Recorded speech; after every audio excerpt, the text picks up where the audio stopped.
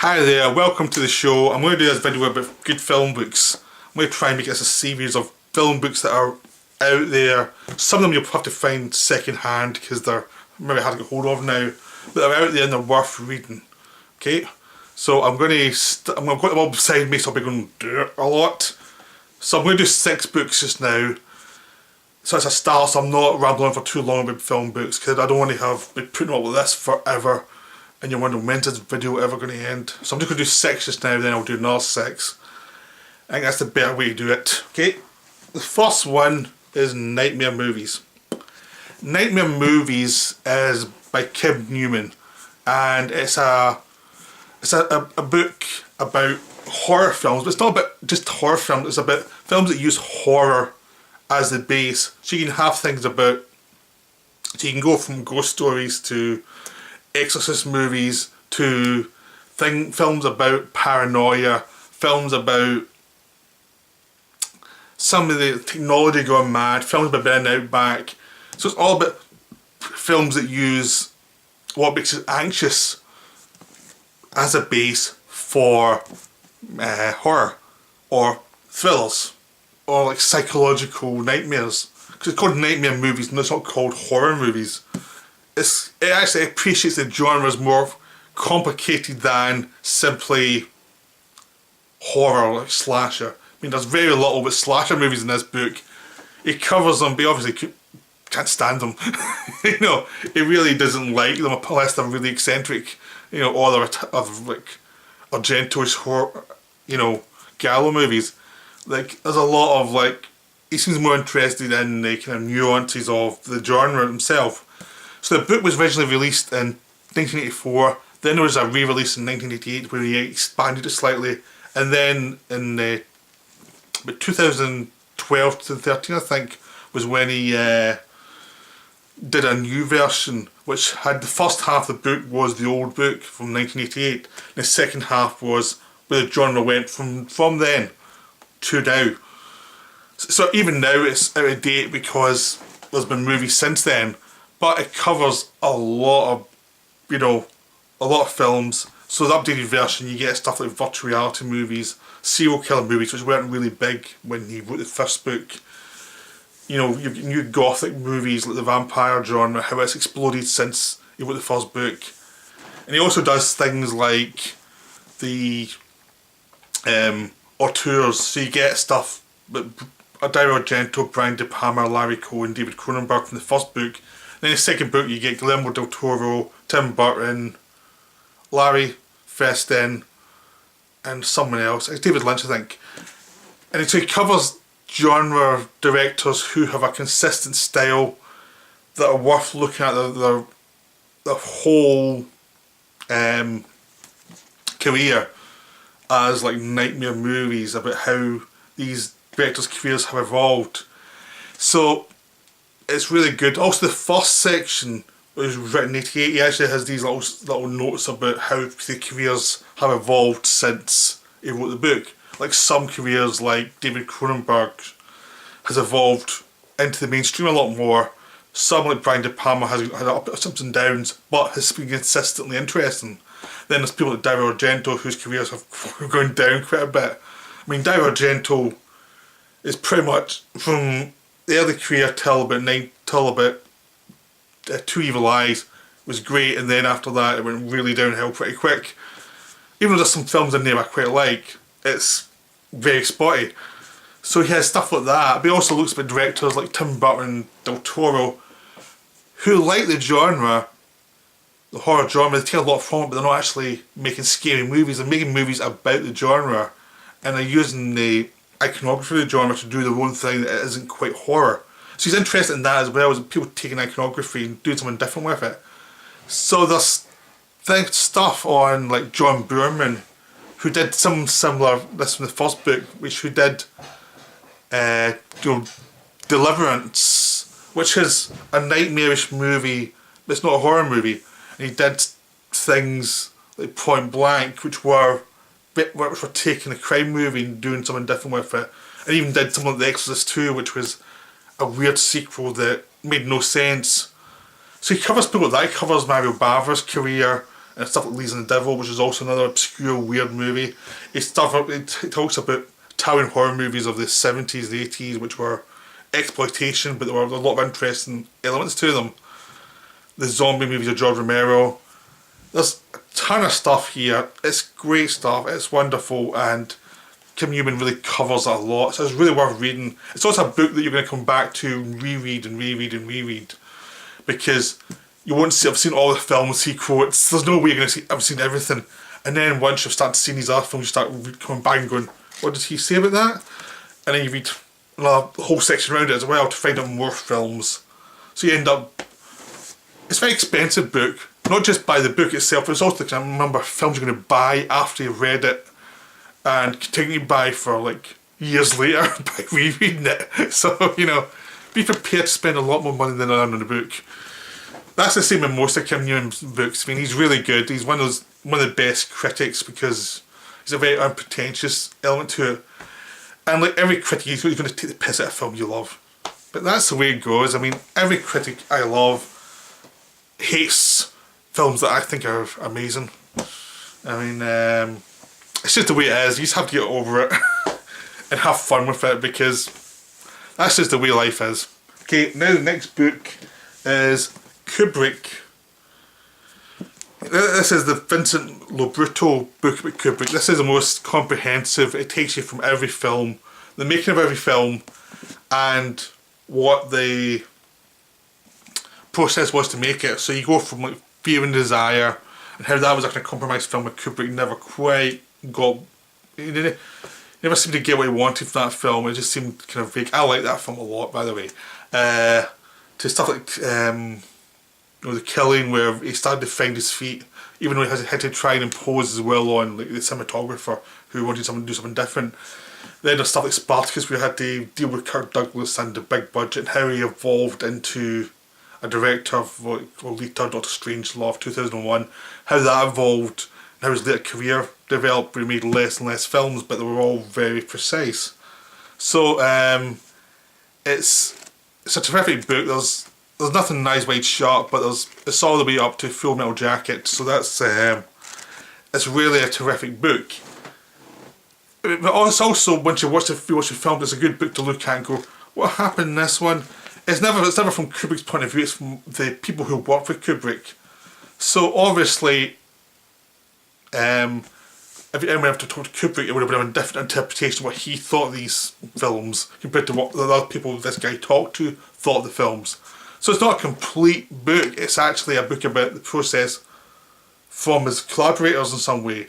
The guy tries to cover a lot, he does cover a lot, but because it's a non-fiction book, it's going to be from a certain point of view. But it's still really worthwhile. I mean, I bought it one Christmas and knowing it, and you know, when I was about 16, 17, and knowing when my family saw me for days afterwards, I was just like, oh well, where's he going? You know. It's a book you can obsessively read, and you know, it makes you want to watch the films again, which I don't really need an excuse to watch Kubrick films. I mean, I've got them in the Blu-ray. I'm that sucker that buys them every time they get re-released, which includes when they get upgraded to a new format, and then there's a special edition comes out afterwards. I'm that sucker that keeps buying the Kubrick collections again and again and again. I'm really stupid in that way. So, and something like this book makes it worse, because I end up rereading it and thinking, I need to watch the special edition and see what other point of view it is. I'm a massive Kubrick fan. If you're a Kubrick fan, this book is necessary.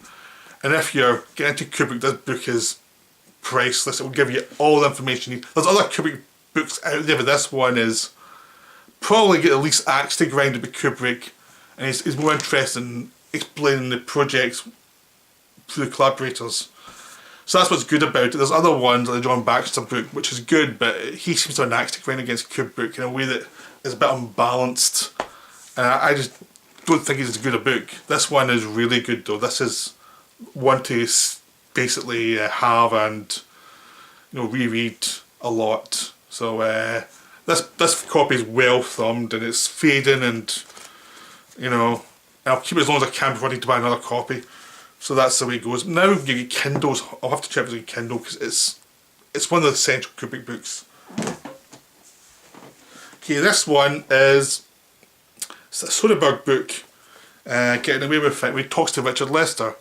Now this was written, these interviews were done just as Soderbergh was about to start having his career renaissance with like Outside and things like that. This was during his time when he was having problems making films, and the films he was wanting to make were really eccentric. They were really good films, they were really interesting films, but he was doing his eccentric period and then before he was going to go back into the mainstream. And during the time he met with Richard Lester, who directed great films like Petulia, The Bed Sitting Room, Hard Day's Night, The Three and Four Musketeers, Superman 2, you know, Juggernaut, Cuba, tons of great films, and I've missed lots of good films from that. Royal Flash, you know, he had a really great career for about 20 years where he was making like non-stop films, and most of them were interesting. Some of them were great, most of them were interesting. They're very underrated though, because a lot of the critics that came up during that period didn't seem to like Lester. They thought he was a smart ass. And then now you're getting, I think people now seen this guy was really influential. He's one of those directors, right, that I saw a lot of his films on TV when I was a kid and didn't link them together until later when I realised he directed a lot of them. Like The Three and Four Musketeers, Superman 2, you know, Juggernaut. All those films, Robin Marion, all those films I saw when I was a kid and loved. And then it was later when I realised they were the same guy who made them all. I think a lot of people got that as well. He was just one of those directors who made a lot of films but didn't force his style on it that much. But there was a style once you were a bit more grown up and seen there was a consistent style to it all. And it was very humorous, it was very mocking of, you know, power and what people present themselves as and what was actually going on below the surface. It was very interesting films. I'm a massive fan. I mean, he's one of those directors. It's worth really getting his films on Blu-ray because he always worked with good cinematographers who did all this moody lighting that were. So the films were much more interesting than they were originally thought as, because he always seemed to work well with directors of photography to create atmosphere, and then you'd have actors acting against that, but there would be a tension. He's kind of the director that Terry Gilliam tries to be, that where there's tension between the style and the actors, where Gilliam's very self-conscious about it, and Lester's a bit more mocking. He's a bit more jokey, but that seems to, I think that works better. There's actually more to it. It's less self-conscious, and this book talks about the process of why he made the films, what happened in the films, what his motivations were. And it's funny because Soderbergh's at the early point of his career and Lester's had his career, and they're both similar directors, and they're very interested in experimenting, trying different things and not doing the same thing all the time. So it's a fascinating book about these two characters, these two directors who have similarities but aren't completely the same either. So that there is some rubbing off of two different philosophies.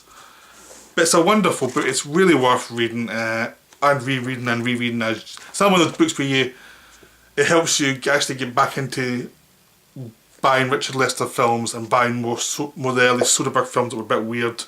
You think, oh, I missed that one, I need to see that one, and you spend a fortune. But it's great. I mean, it's really good, and it's definitely worth reading. Okay, this one is Transcendental Style and Film. This is Paul Schrader's book before he became a film director and writer. I've actually got this one signed. This is one book I've actually heard of it signed. I actually cared about having signed, because I don't really care about having signed before.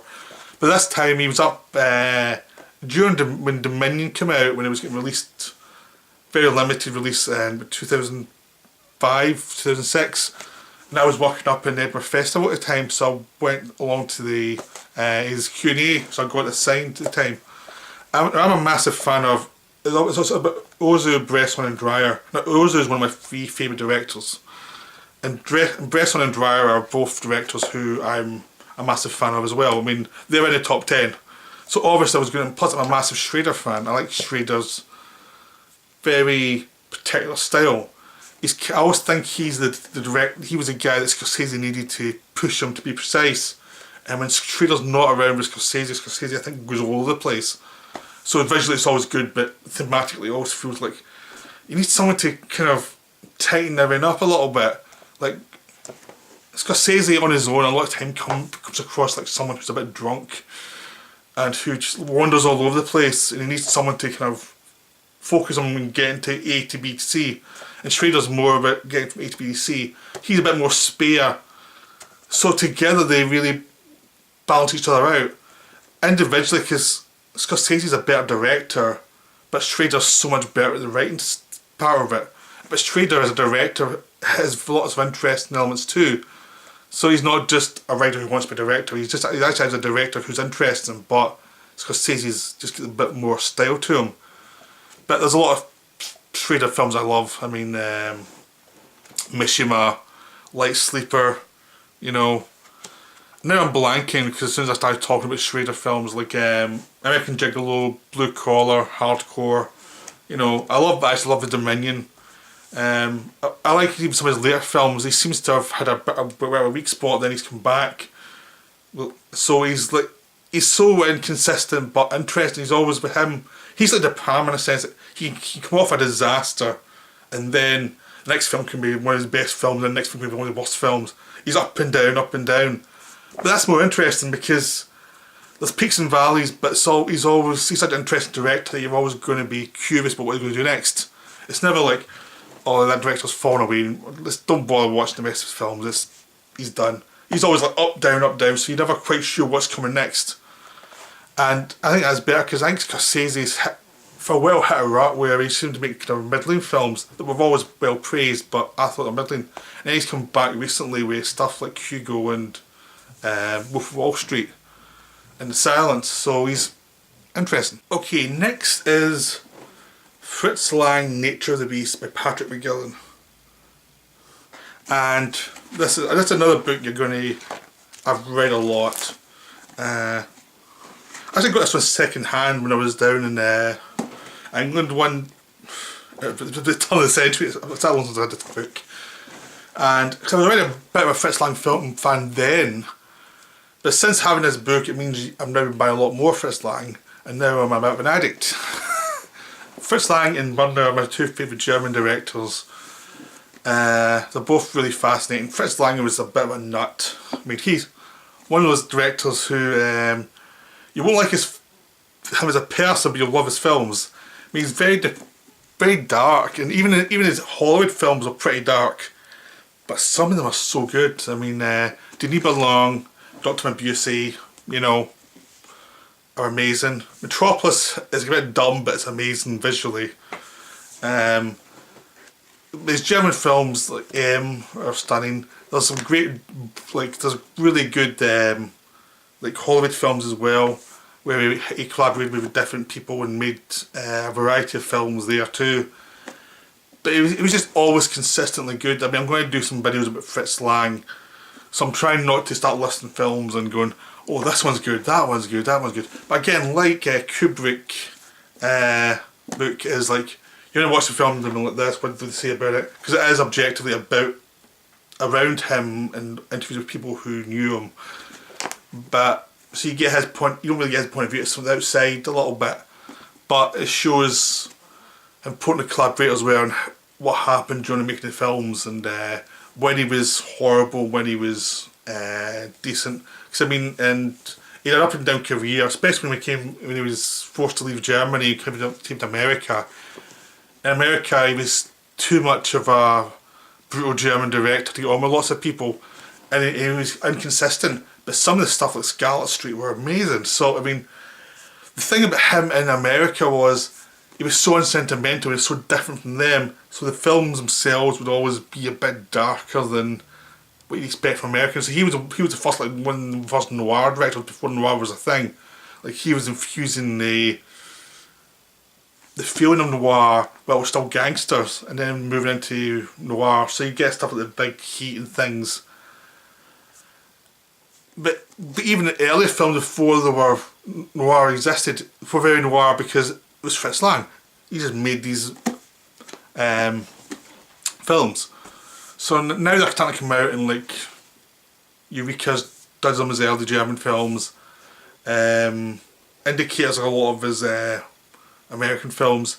So there's lots of films now coming out, and this book's great to look at and see, okay, what happened here, what happened there, and get some of the background of the films, as well as the extras you get in this. But I mean, this is another wonderful book about what films, what it actually took to make some of these films. And some of it wasn't nice, some of it was horrible, but Fritz Lang has a wonderful career of amazing films and sets you never want to visit, ever. But I love his films. I mean, I would rather watch Fritz Lang films than Hitchcock, because Hitchcock seems so sentimental and soft in comparison. Fritz Lang is just brutal and just doesn't care. He just will show you the worst in humanity. And I think he's the director that Hitchcock was... I always feel Hitchcock stole off from Fritz Lang and never admitted it, and made it more palatable for the audience. But I mean, if you look at a lot of Hitchcock's style, you can see a lot of the influence from Fritz Lang's German films, which were moodier and had all these blocked images of cities and things. I always felt Hitchcock took a lot from Fritz Lang and just didn't cop to it. So there's a kind of evolution, because you get from Fritz Lang, then you get Hitchcock, then you get De Palma, and they're all evolving, but they're all taking things from each other, taking things and moving on, and then the next person takes things and moves on. It's always consistent, and now you've a lot of people taking from De Palma as well and moving that on. It's always like a movement ahead, and Fritz Lang was like the person at the start who was defining how to do the thriller genre and how to take from horror but not be horror. So he was the first one, he was a pioneer, and then other directors have moved on from that. But a lot owes to Fritz Lang. So this is invaluable. Fritz Lang's invaluable as a director. He's just amazing. So watch lots of Fritz Lang movies and read this book, because it's great. And finally, it's Donald Ritchie's Japanese film, 100 Years of Japanese Films. This is great. It's another textbook of flicking through it and saying, I need to buy these films, and I now have a massive collection of Japanese films that they're kind of expensive to buy. they're not the easiest. I mean, it's good that like Eureka, Masters Cinema, BFI, you know, Arrow's good at genre films now for those. They're all now coming out, but God, it's expensive. And this book makes it much worse for me, because you look through and goes, I haven't heard that, so I haven't really read much of this. Oh, this is what they say about it. And you end up buying more and more and more, and it's addictive. This is a great book. This is another one you're going to thumb through forever and spend way too much money, like whether it be DVD, Blu-ray. Just thinking, this is an obscure film. This book says something nice about it. I'm buying it. I know. And then there's other films he's not even nice about, but that looks interesting, I'm buying it anyway. I don't want to see. So again, I don't agree with everything he says in it, but there's a massive enthusiasm for how the Japanese cinema evolved and what what films meant, and how the system developed through the years. And now I'm a massive addict to Japanese films. Asian films I'm completely smitten with, so I just like the atmosphere, and it's just different. There's similarities to Western films in some ways, but it's always done differently. And then you have similarities from, let's say, a Taiwanese film to a Japanese film, but it's also different. And it's just fascinating just seeing different cultures that aren't quite the same. And you start to develop appreciation, like a Hong Kong film is going to be different from a Japanese film. So even if you can't articulate what the difference is, you feel it as you're watching the films.